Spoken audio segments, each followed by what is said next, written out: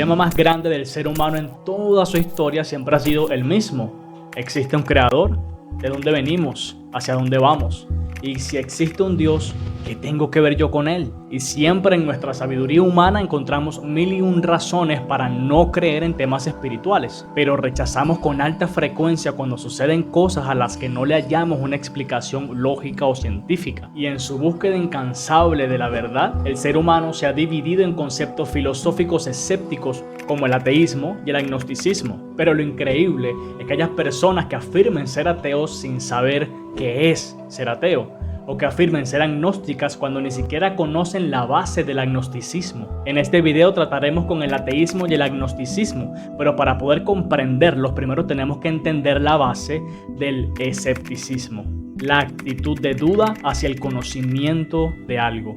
Somos escépticos. Cada vez que has dudado de una corriente de pensamiento, sea filosófica, sea política, sea religiosa, o de la afirmación de una verdad de parte de otra persona, has sido un escéptico. Pero más profundamente hay una corriente específica a la que se le ha llamado escepticismo científico o escepticismo racional, que es una posición que cuestiona si algo es verdad si no existen las pruebas suficientes para poder confirmarlo, y suele aplicarse a las afirmaciones que van en contra o más allá del método científico, o sea que las cosas puedan comprobarse en su totalidad con pruebas, con evidencias que lo avalen. Ahora, los ateos suelen usar la posición del escepticismo científico como un argumento al decir que la ciencia rechaza la existencia de Dios. Pero se les olvida un aspecto súper clave, que es que la ciencia no afirma, pero tampoco rechaza la existencia de Dios, porque no ha podido probar su existencia, pero tampoco su inexistencia. Y si el ateísmo no puede basarse en el escepticismo científico, entonces,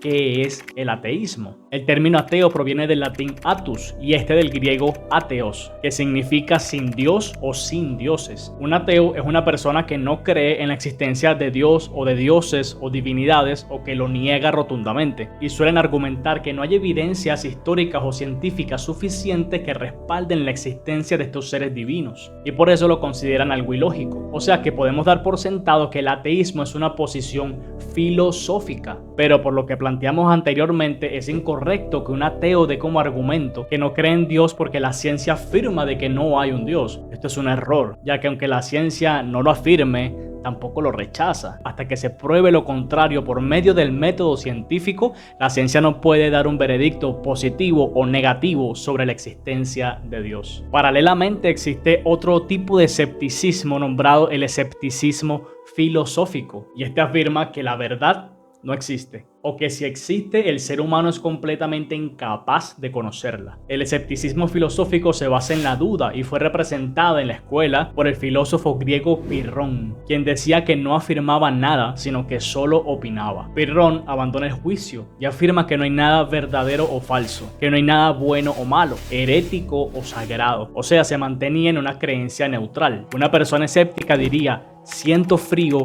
pero no hace frío, porque solo puedo saber si yo tengo frío o calor. Practican el no emitir afirmaciones, sino solo opiniones. Y a esto en su tiempo se le llamó epogé, que significa suspensión de juicio. En la filosofía creen que esta actitud conduce a la ataraxia o paz mental, porque al no creer en nada, no entraban en conflictos con nadie, porque no tenían ninguna necesidad de defender sus puntos de vista o sus creencias, ya que piensan de que no existen verdades objetivas. Pregúntate, ¿serías capaz de creer en algo como que no existe la verdad? ¿O crees que es una paz mental falsa al ignorar las verdades? Si no existe lo verdadero o lo falso, lo bueno o lo malo, lo herético o lo sagrado, entonces ¿cómo juzgas un asesinato, un robo, un hurto, una traición, una mentira o una estafa y todo aquello que va moralmente en contra de los valores humanos? El sistema del mundo sería insostenible. ¿Y qué pasa con los agnósticos? El escepticismo filosófico encaja muy bien con el agnosticismo, ya que al contrario del ateísmo, el agnosticismo no niega rotundamente la existencia de un Dios. Mira que según el concepto de la RAE,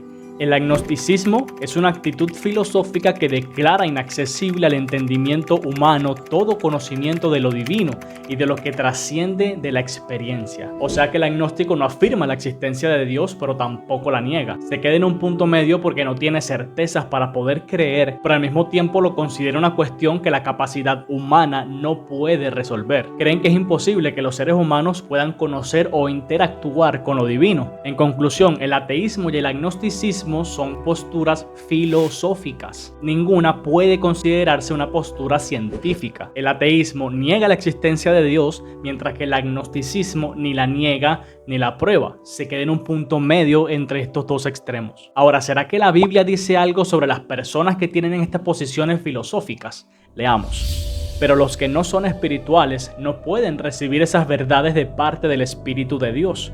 Todo les suena ridículo y no pueden entenderlo, porque solo los que son espirituales pueden entender lo que el Espíritu quiere decir. La Biblia hace una clara diferencia entre las personas que son espirituales y las que no. Y da a entender que las personas que entienden las cosas de Dios es porque pasó algo en ellos que hizo que fueran espirituales. Y mientras no lo sean, todo lo que sea de Dios les parecerá ridículo, les parecerá absurdo, sin una base lógica, porque las cosas espirituales no tienen base en la existencia material, que es la realidad más cercana a nosotros. Pero ¿qué es eso que sucede en una persona que hace que esa persona empiece a ser espiritual? Sigamos leyendo. Nadie puede conocer los pensamientos de una persona excepto el propio espíritu de esa persona, y nadie puede conocer los pensamientos de Dios excepto el propio espíritu de Dios. Y nosotros hemos recibido el Espíritu de Dios, no el espíritu del mundo, de tal manera que podemos conocer las cosas maravillosas que Dios nos ha regalado. O sea que para poder entender las cosas espirituales tenemos que recibir algo primero, y eso es el Espíritu de Dios. ¿Quién puede conocer los pensamientos del Señor? ¿Quién sabe lo suficiente para enseñarle a Él? Pero nosotros entendemos estas cosas porque tenemos la mente de Cristo. Al recibir el Espíritu de Dios, también recibimos una mente que es capaz de ver mucho más allá de nuestro conocimiento finito. Una mente que es capaz de comprender lo que nosotros naturalmente no podemos comprender. Y hay un cambio interno que abre nuestros ojos, nuestra visión de la realidad espiritual de todas las cosas que existen. Y así podríamos entender por fin la mayor duda existencial que ha tenido el ser humano: la existencia de Dios. Pero lo más importante de todo, ¿cómo puedes hacer para recibir el Espíritu de Dios y poder entender las cosas espirituales? El libro de Juan nos dice: porque de tal manera amó Dios al mundo, que ha dado a su Hijo unigénito, para que todo aquel que en Él cree no se pierda, mas tenga vida eterna. Para ser entendidos, primero tenemos que comprender una cosa esencial, y es que Jesús es la respuesta. A través de creer genuinamente en Jesús, en el sacrificio que Él hizo, hay un rompimiento dentro de nuestro ser,